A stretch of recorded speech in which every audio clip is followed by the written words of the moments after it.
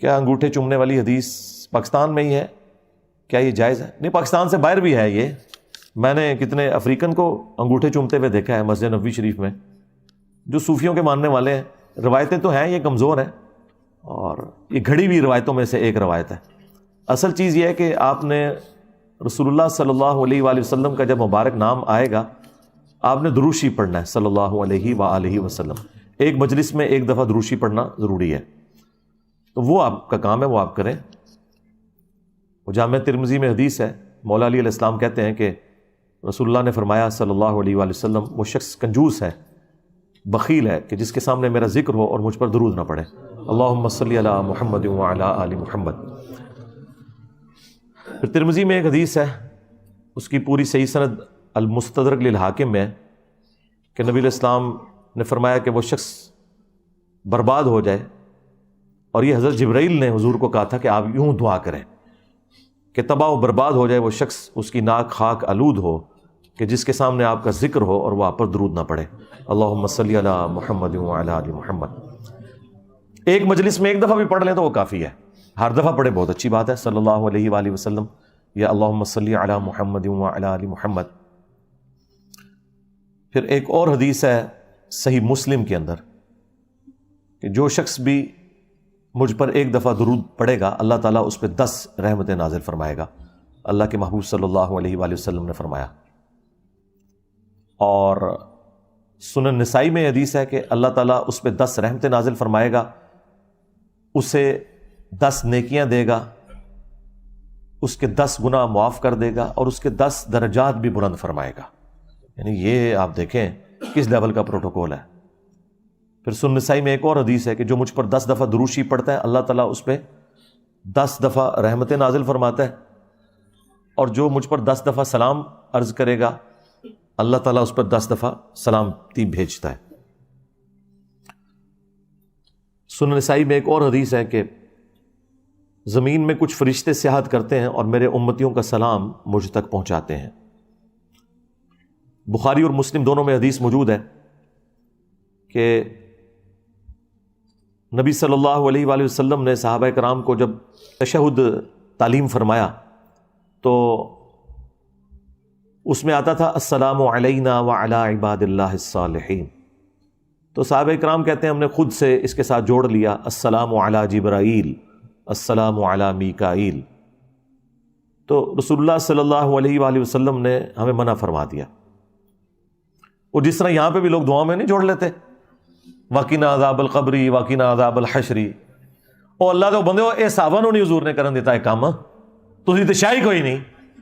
ہاں آپ فرمائے یہ کیوں ساتھ تم پڑھ رہے ہو السلام علی جبرائیل، جب تم نے یہ پڑھ لیا السلام علینا وعلی عباد اللہ الصالحین، اور اس سے بھی پہلے السلام علیکہ ایھا النبی ورحمۃ اللہ وبرکاتہ، تو زمین و آسمان میں ہر نیک بندے تک اللہ تمہارا سلام خود پہنچا دے گا. تو لہٰذا کسی بندے کا نام لینے کی ضرورت نہیں ہے.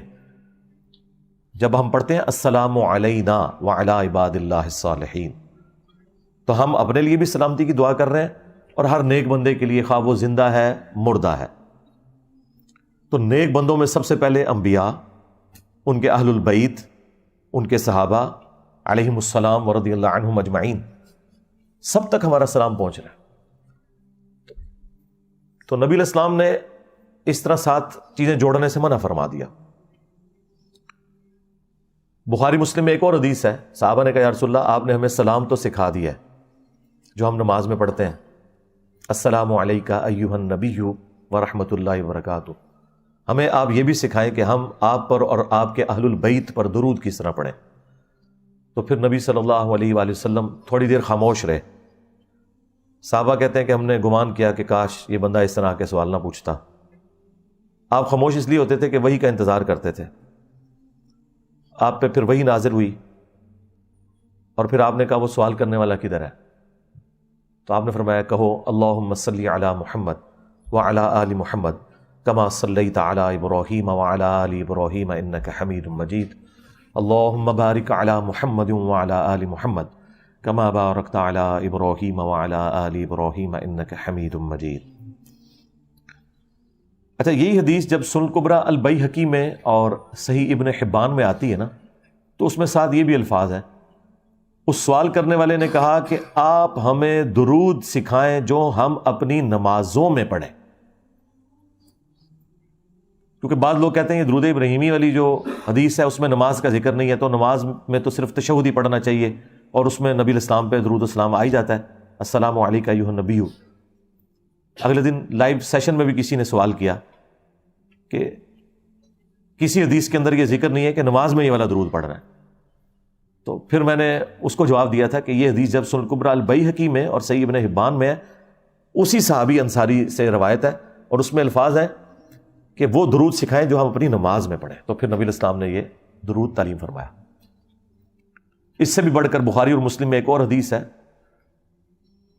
کہ جب یہ آیت درود نازل ہوئی، ان اللہ وملائکتہ یصلون علی النبی، تو صحابہ کرام نے عرض کیا اے اللہ کے رسول صلی اللہ علیہ وآلہ وسلم ہمیں درود شریف سکھائیں، اللہ نے حکم دیا ہے۔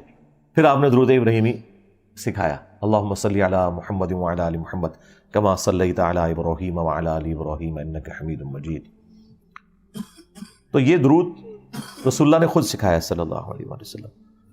درود ابراہیمی سے بعض لوگ چڑھتے ہیں اور کہتے ہیں یہ وہابیوں کا درود ہے، اس وجہ سے کہ وہ وہابی صرف اسی درود کے اوپر زور دیتے ہیں، حالانکہ اس کے علاوہ بھی درود شریف کے اور سیغے بھی ثابت ہیں،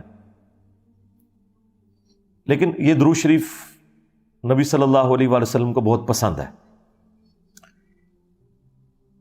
میں نے درود شریف کے اوپر ایک تفصیلی مجلس آلموسٹ 4 گھنٹے کی ریکارڈ کروائی ہوئی ہے، درود شریف سے متعلق 50 سوالات، دنیا کا کوئی مسئلہ جو درود سے متعلق ہو، اختلافی ہو یا غیر اختلافی ہو، میں نے سب کچھ کور کیا۔ اس میں 8 سیغے میں نے درود کے بھی بتائے تھے۔ ایک جو ہم نے یہ یہاں پہ اپنی اکیڈمی میں لکھ کے لگایا ہوا ہے نا، اللہم صلی علی محمد وعلی آل محمد، یہ والا جو درود شریف ہے، دکھائیں جی کیمرے میں ان کو، یہ درود بھی ہے۔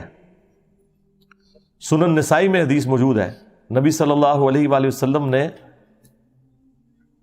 یہ درود تعلیم فرمایا، اللہم صلی علی محمد وعلی آل محمد۔ درود ابراہیمی کا جو شروع والا ٹکڑا ہے یہ الگ سے خود پرفیکٹ درود ہے، اگر کوئی لمبا درود نہیں پڑھ سکتا صبح شام کے اذکار میں، صرف اتنا درود شریف پڑھ لے، یہ پرفیکٹ درود ہے۔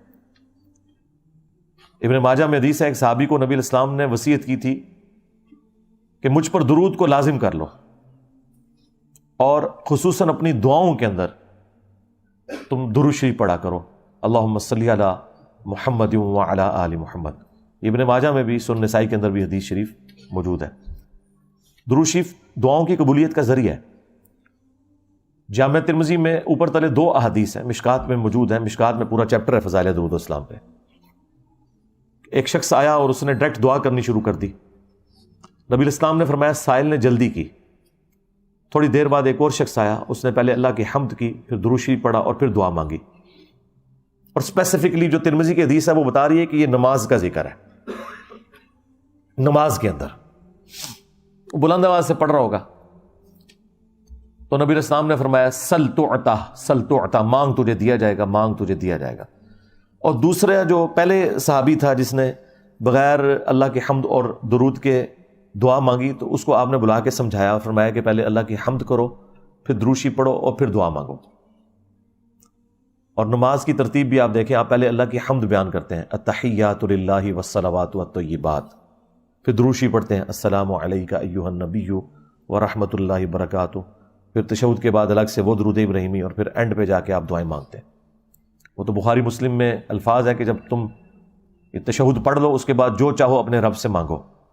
تو درود ابراہیمی پڑھنے کے بعد آپ نماز میں جو چاہیں اللہ سے مانگے، عربی زبان کے اندر جتنی سنت دعائیں ہیں وہ آپ مانگیں، قرآن میں احادیث میں جو آئی ہیں، اور سب سے کامل دعا تو وہ ربنا آتینا فی الدنیا حسنہ وفی الآخرۃ حسنۃ وقنا عذاب النار۔ پھر بخاری مسلم میں ایک اور دعا بھی آئی ہے کہ نبی علیہ السلام 4 چیزوں کے شر سے حکم دیتے تھے کہ ہر تشہد میں پناہ مانگو، اللہم انی اعوذ بک من عذاب جہنم ومن عذاب القبر ومن فتنۃ المحیا والممات ومن شر فتنۃ المسیح الدجال۔ یہ دعا مانگیں، اور جتنی دعائیں آپ کو یاد ہیں وہ مانگیں، وہ دعاؤں کی قبولیت کی جگہ ہے۔ ایک اور حدیث ہے صحیح مسلم کے اندر کہ سجدے میں انسان اپنے رب کے سب سے زیادہ قریب ہوتا ہے، لہذا سجدے میں خوب دعائیں مانگو۔ تو سجدے میں بھی آپ دعائیں مانگیں، اس کا اہتمام کریں۔ تو درود شریف کا ٹاپک تو بڑا لمبا ہے، اس میں آپ میری وہ مجلس دیکھ لیں، درود شریف سے متعلق 50 سوالات، اور ایک اور ویڈیو ریکارڈ ہوئی تھی نماز جمعہ کے بعد صلاۃ و سلام پڑھنا، وہ بھی کمال کی ویڈیو ہے۔ درود شریف سے متعلق کافی ساری چیزیں اس میں نے کور کی ہیں، بدعت سے متعلق کور کی ہیں۔